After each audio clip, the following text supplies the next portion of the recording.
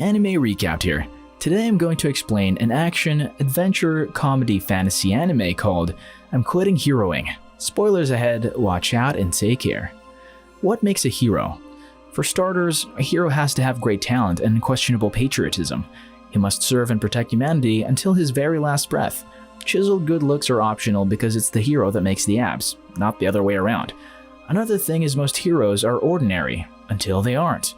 Then they gain the powers, crawl dungeons, destroy all threats to humanity, and become their people's beacon of pride and hope, and all that good stuff. Cue the credits, time for the next anime. This, however, isn't a typical hero saves the world story. Breathing heavily, a hooded man climbs a snow-capped mountain and heads towards a ruined castle. As he makes it through the gates, he notices some creatures repairing the area and remembers the fierce battle he had with them. He continues his path to the ruined throne room where the demon queen Echidna and her Elite Four await him, but the queen is in for a shock of her life when the man reveals himself to be Leo Demonheart, the hero who vanquished the demon army, and he's not here for a rematch. No, he's here for a job? That's right, Leo wants to join the demon's ranks. The Elite Four are flabbergasted by his announcement, though one of them looks pretty stoked to see Leo, and like any good candidate, he presents his resume to them. He can do it all. Excellent swordsmanship, black magic, holy magic. Oh, it's magic.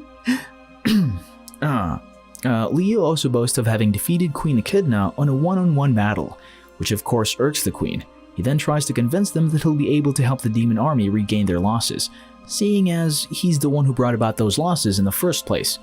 Leo ends his speech, confident that he'll be accepted for sure, but joke's on him, Queen Echidna just burns him to ashes. He keeps trying to convince them again and again and again, even presenting them with statistical studies, but the queen just burns him to a crisp again and again and again. But how did all this beef come to be? A year ago, Echidna led the demon army in an attack against the human world. The kingdom's knight, together with other elites from different cities, set off to take down the demon army. The knight was unmatched. He wielded weapons and magic like a virtuoso. He was a killing machine. His own skill rendered the other members of his party as burdens, since unlike him, they can't do everything. So in the end, he traveled alone and single-handedly defeated the demon army. That man is the same Leo Demonheart who's currently pleading to join the defeated army.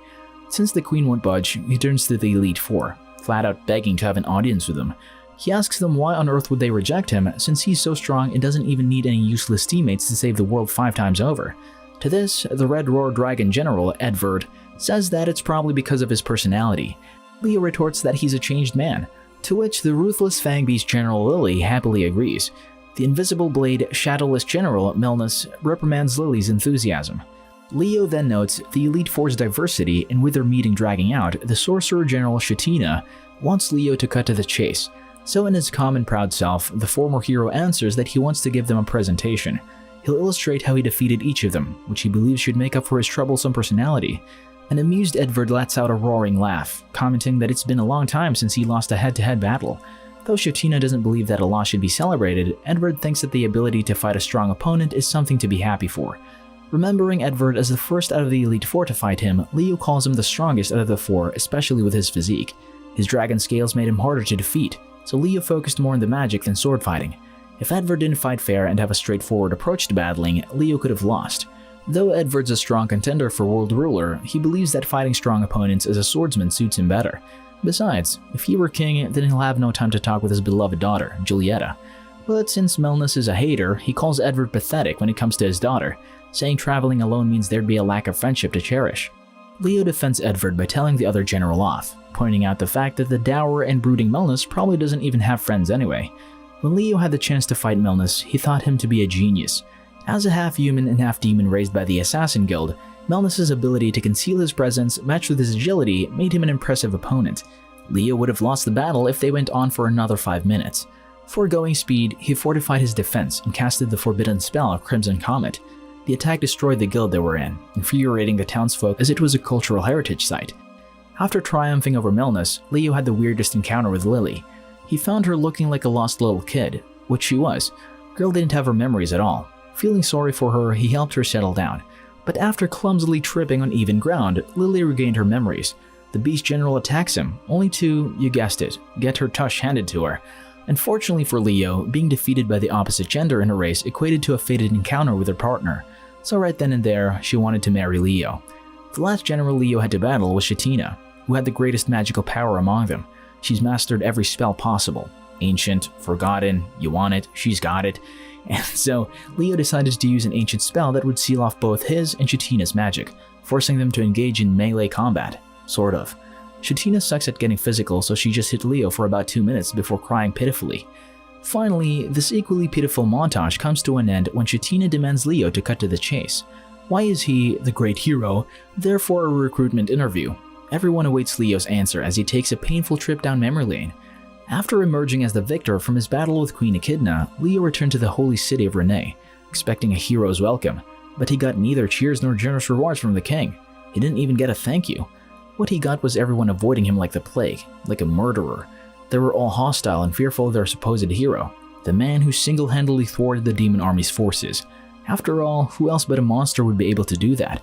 How can they trust Leo not to destroy the world with the very hand he saved it with? The people Leo stuck his neck for are now thinking of him as the very next Demon King. Everyone agreed that he had to be exiled before harm comes upon them. He even faced assassination attempts, which only frustrated him further. With fury-tinted ease, he crushed all who dared to even try. The king soon summoned him, and though he acknowledged that they were able to protect the Philosopher's Stone because of Leo, he couldn't ignore the people's pleas for his banishment. Leo accepted this, and he left the ungrateful country with one question. Why? Why did he risk his life to protect this world? Why did he spend all this time forging a hero out of himself? Everything felt futile, and he aimlessly wandered between different cities.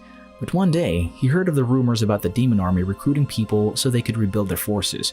As people sarcastically insulted the demon kingdom, especially their queen, Leo felt that the demon army is the only place where he'll be understood and accepted. Ignited with a new sense of purpose, he spent the night thinking about how he should introduce himself and plead his case. He made all the reports, walked past the endless deserts and over the snow-capped mountains. If the world wants to kill me, then I'll kill the world instead. These are the words the reproachful Leo ended his story with. Now knowing where he's coming from, the generals finally accept him. But he'll have to undergo a probationary period with Shetina as his direct supervisor. If Mr. Demonheart can produce positive and quantifiable results within his probation period, the Elite Four will convince Queen Echidna to accept him. Otherwise, they'll want to see him out that door. Baby bye bye. Again. Also, the queen mustn't know about his presence, so he needs to use magic or any other tool necessary to conceal his identity. Simple stuff. What isn't simple, though, is the long list of things he needs to help with, and boy, it's a lot. Lily cheerfully comments that she has it hard too, since she's assigned with handling the army's logistics. Wait, pardon, ma'am? Leo is stunned by this, and he stares at the other generals in disbelief while they casually present that they don't feel his gaze on them. They really assign the most important task to a kid who trips over flat surfaces. But seeing as all this is Leo's fault, he shouldn't be the one to complain. Beyond this, Leo has another goal in mind. He recalls that Queen Echidna sternly prohibited her army from any unnecessary killing and violating any humans, which put her army in a disadvantage. He wants to know why she did that, and why she chose to stay in the human world after experiencing defeat. The next day, Leo gets up early to wake up a tired Shetina. Seeing that her room is locked, he uses magic to open her door. Leo uses his voice-changing magic so he can sound like Queen Echidna and order Shetina out of bed. Being the consummate professional that she is, a very groggy Shetina promptly sits up and gives her status report. Still using Echidna's voice, Leo comments that this is why she's always tired. She's overworking herself to the brim. He adds that she shouldn't be micromanaging and should learn to delegate the workload to those she can trust. When Shetina finally looks up, she realizes that it's just Leo, talking to her while she's in her 90s. She blasts him with ice magic that he skillfully dodges. But the attacks caused a huge ruckus that wakes up the real Queen Echidna, who first thought that they were being invaded, but spots a huge glacier coming out of her general's room. She pities the sorcerer, thinking that Shetina's just having a nightmare from her excessive workload. Then lessen it, maybe? Dunno, just a thought. While Leo's dodging her attacks, he mentally notes the demon army's lack of personnel after his highly destructive attack on them. Most of their top brass had to return to the demon world for recuperation, thus shifting the workload towards the remaining generals. Nobody really knew the ins and outs of it except Shetina herself. Think of it as a big company. Senior employees like Shetina can handle work easily, but they seldom have the time to either write a manual or train others to do tasks. Then cue in the employer. In this world, that's Queen Echidna, who wants to achieve refortification ASAP. You mash the two together and you get an overworked and sleep-deprived staff. As for Leo, since the man's maxed out his audacity stat 2, he tells Shetina that she should be nice to him since he's only there to help. Oh, and since she's a succubus, shouldn't she like him barging into her room while she's sleeping? Boy, sweet boy. After that morning's ruse, Leo delegated to mana replenishment duty. Normally, no one but Chatina can do this since she's the one who created the reactors, and one has to have the same mana wavelength as the reactor's creator to replenish it.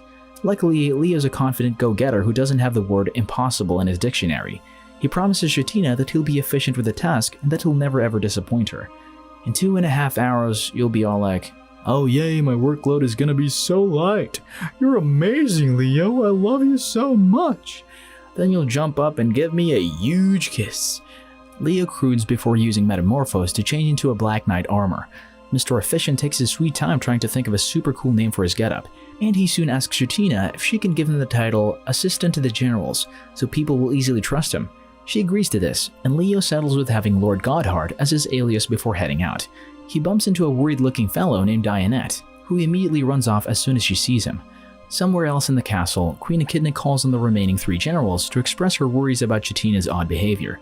She wants to help her, but Melnus counters that doing so will only stress out Chatina more. 30 minutes later, Leo comes back and adopts a formal style of speech while greeting Chatina so he can blend in better. He's already finished his task, then tells Chatina off when she decides to give him another one, saying that he's tired from adjusting his mana wavelength to match hers to replenish the reactors. Alas, what was supposed to be a little break turned into a big one as he keeps refusing to get back to work since it's been such a long while since he used Metamorphose and the demon food is so bland. Of course, hearing these irks Chatina. An hour later, Leo's still being a scrub and thwarts Chatina's attempts at pulling him by making himself heavy using Gravity Root. As the overworked sorceress heads back to work, Leo continues mulling over his super cool name. Should he go with Lord Godhard or Bloodsworth? Or maybe something unique like Black Knight Onyx? Me personally, I think X_Knight_of_Death X has a nice ring to it. As for his new boss, she's beyond pissed. She calls him a worthless, lazy leech of time resources while calmly summoning her Radiant of Light, filling her hand with the piercing rays of the gods. But before she can chicken bone Leo, a knock on the door interrupts them, much to Leo's relief. Despite spending the past hour or so lazing around, he inwardly expresses his determination to get on the general's good side. And this right here is step 1. He quickly uses Metamorphose, and in goes Dianette, who Leo congratulates on a job well done. He also instructs her to address him as Black Knight Onyx henceforth. Through Dianette's report, Chatina learns that she's the one who replenished the mana reactors, much to her surprise. It should be impossible since Dianette can't match Chatina's mana, so she continues with her report and shows the talisman she's wearing. Leo takes over from here and explains that he procured an amethyst from a goblin goldsmith, then filled the amethyst with mana tuned to Chatina's wavelength. This allows anyone holding it on their person to be attuned to Chatina's mana indefinitely.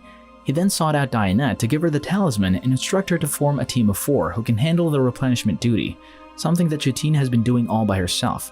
Apparently, the younger sorcerer has been worried about Chatina's health all this time and has been wanting to help. With Leo's ingenious leadership and delegation, she can now lessen the general's burden. Teary-eyed, Chatina thanks Dianette for her concern and hard work. Now all Chatina has to do is trust her subordinates and listen to their reports. She should only get involved if something goes wrong. If Leo had told her about his plan earlier, she would have wordly rushed to go check on Dianette. Still, she chides Leo off for slacking while Dianette was doing his job. In turn, he produces a new task list with a list of priorities already arranged. He did this while observing Chatina's cleavage work. All that's left for a busybody to do is to delegate tasks. Impressed and grateful, she sincerely apologizes for misjudging him. Now that she's seen the Black Knight's passion and determination for the job, she says she looks forward to working with him. Ever the sly one, Leo remembers what he said after she gave him the task. Since he did such a good job, he happily asks for a huge kiss, either on the cheek or lips. He tells her that they can even do it in bed, earning him another power reflex from Chatina. Now Leo may be pervy and arrogant, but he sure knows when and how to do the job right. He's a devastating loss to the human kingdom, but if they're going to turn their back on him, he's going to turn his back on them too. Hopefully he's made the right call partaking in the demon kingdom. With Chatina on his side, that's 1 down and 3 generals to go. Subscribe to watch more videos like this. Turn on notifications. And leave a like, it really helps the channel out. Thank you for watching.